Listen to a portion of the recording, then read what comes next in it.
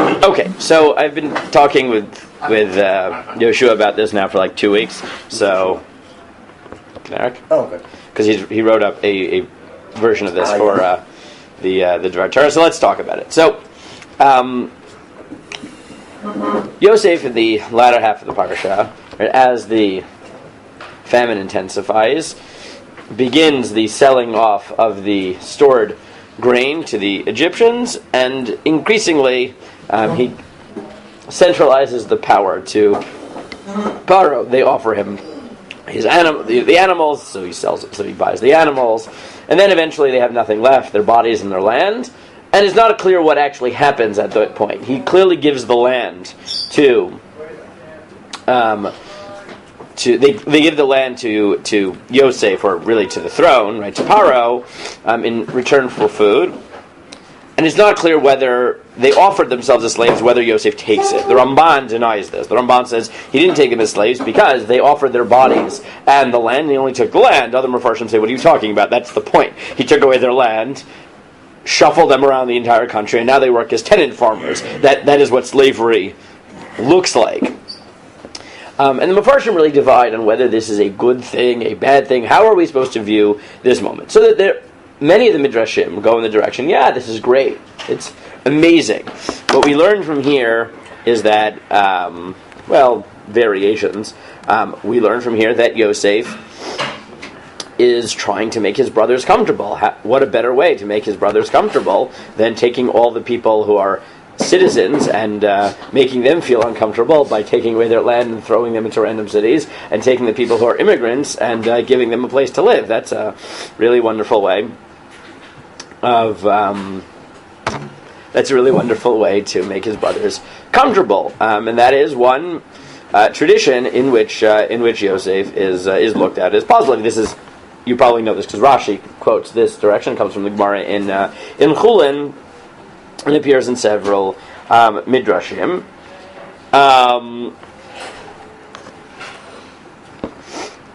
Other Mefarshim say it's even, this is like the biggest parsha we had in a long time, or effort. Other Mefarshim say, again, the positives are really surprising. So one is this, which you might have heard because you know Rashi, but Rishmuel ben Chafni, he's a Gaon, says, oh, you know why this is positive? Because Yosef took away their animals. You think that's negative? You're wrong. It's a time of famine.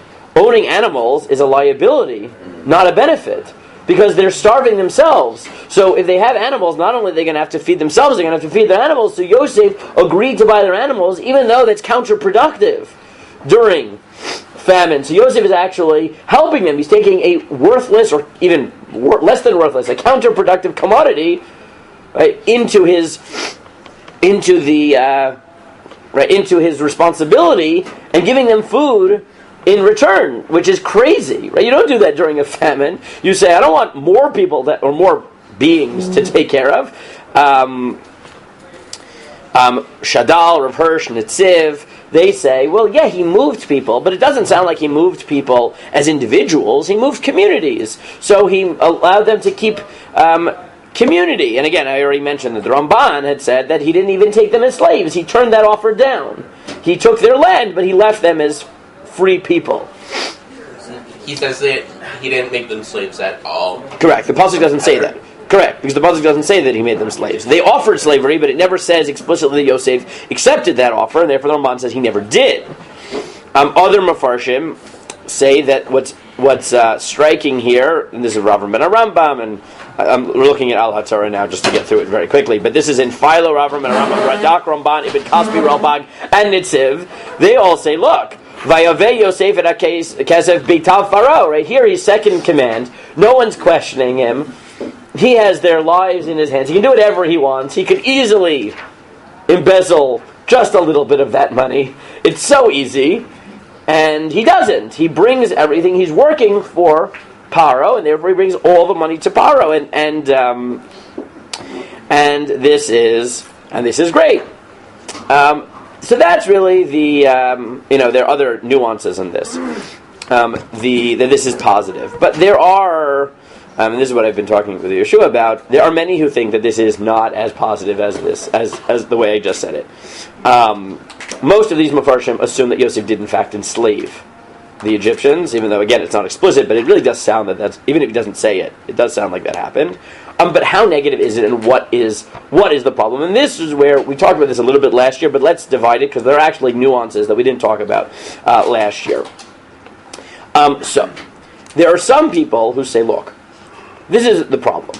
Yosef enslaves the residents of the land, but he doesn't enslave the priests or his family, which puts the immigrants, his family, at an advantage over the residents. And there's a phrase for that in Aramaic. There's a phrase for it in Aramaic which is even more harsh than that, right? Which is Yitziva be'ara v'giyora b'shmei shmaya. Right? Which is so Rashi has two interpretations of that phrase. It's a phrase that the Gemara uses when things are topsy-turvy. It could mean you're standing on the ground and your arrow, which is one interpretation of the word Giyura, is in heaven. That's probably not pshat. It's the other pshat that Rashi brings, which is no. Yitziva be'ara, the citizen is on the ground, v'giyora b'shmei shmaya, and the immigrant is in heaven. That's not how the world is supposed to work.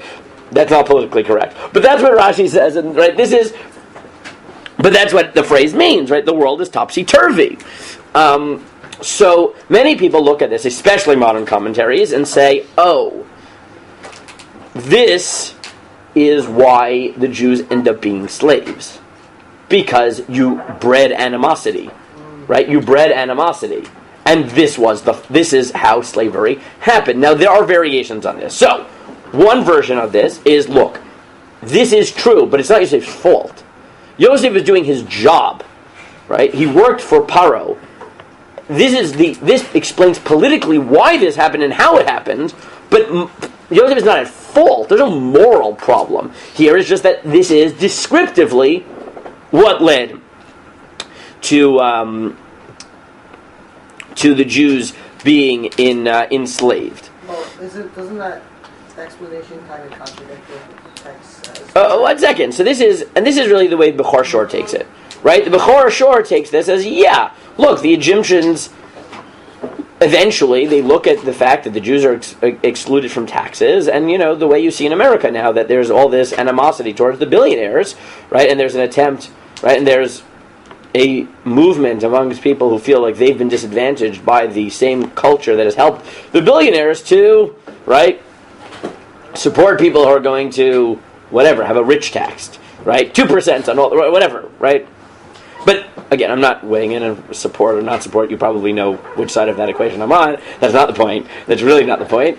But it's the same dynamic, right? Meaning it's not his fault. It just is what it is.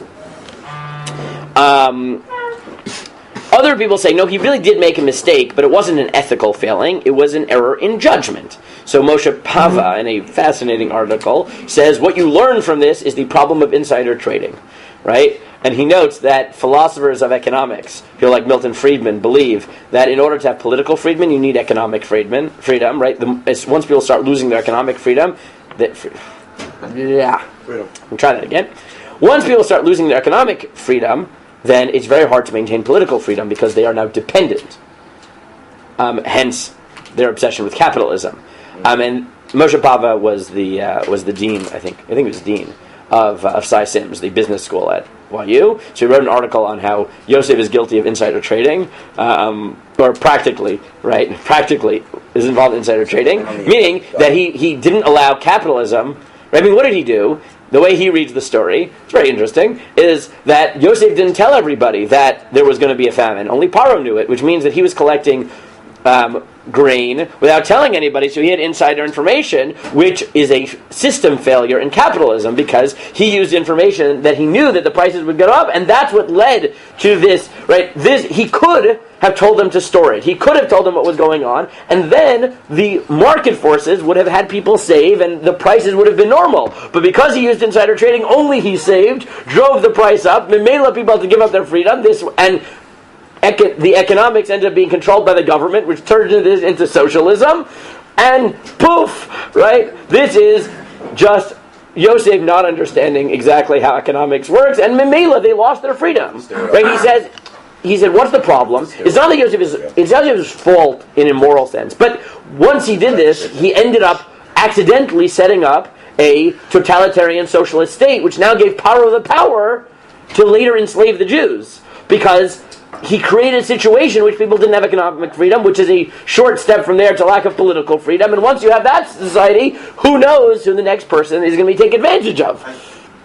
Right? This is his economic perspective. Other people are much harsher, and even ones who don't say he was directly morally responsible will say, look, and this is, you find this in like Leon Kass and right, Chief Rabbi Sachs, former Chief Rabbi Sachs. I can't say he's Chief Rabbi.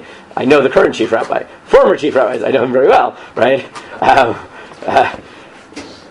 It's like, literally every time someone has said, oh, your sister-in-law's engaged to the son of the Chief Rabbi, they're like, oh, Rabbi Sachs. I'm like, no, Rabbi Mervis, right?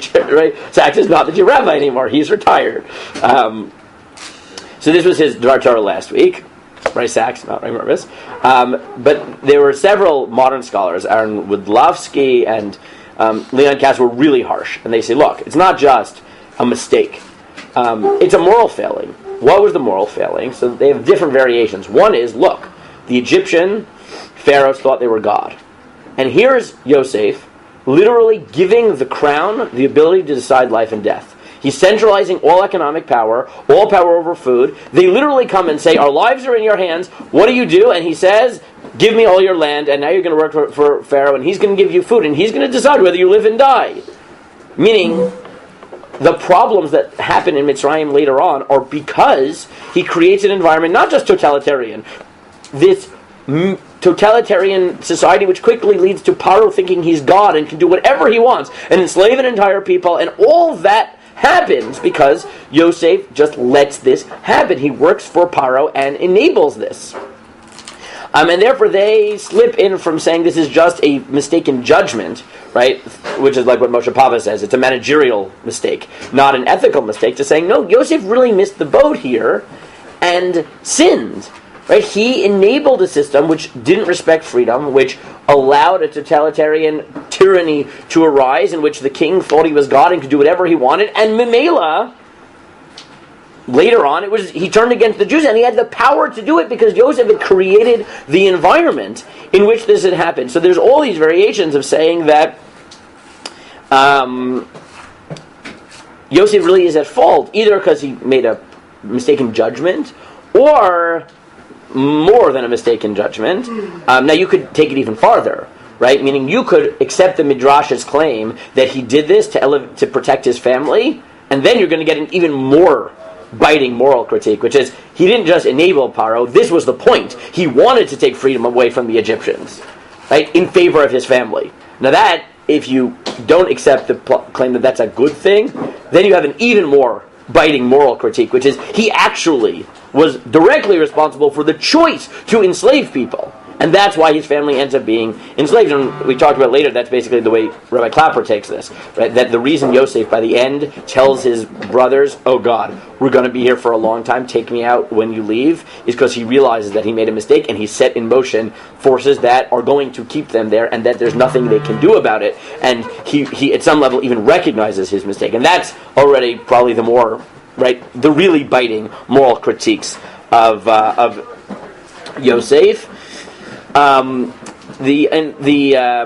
I'll just finish with this. On the Al HaTorah website, they suggest themselves a third possibility, which is that maybe this story, the point really is not. You're just missing the point. The reason the story isn't here is not for any of what we just said. The point is to tell you that the reason the Jews don't go back is to describe how bad the economic situation is. Because even in Egypt, where they had food, by the end of VAYIGASH, everyone is enslaved and selling off their animals and their land and everything.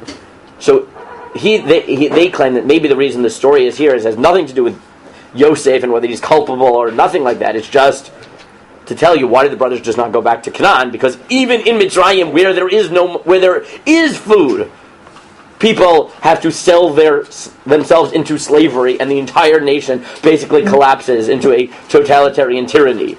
Kal vachomer in Canaan, where there was no food to begin with. So this story is not here because of the dynamic of Yosef and the Egyptians, but to tell you there's a reason that the brothers end up staying is because there is nowhere safe in the world, and therefore maybe we're just looking at the story wrong. Now it could be that more than one of these is true, that's why the story is here, but you learn other things in the middle.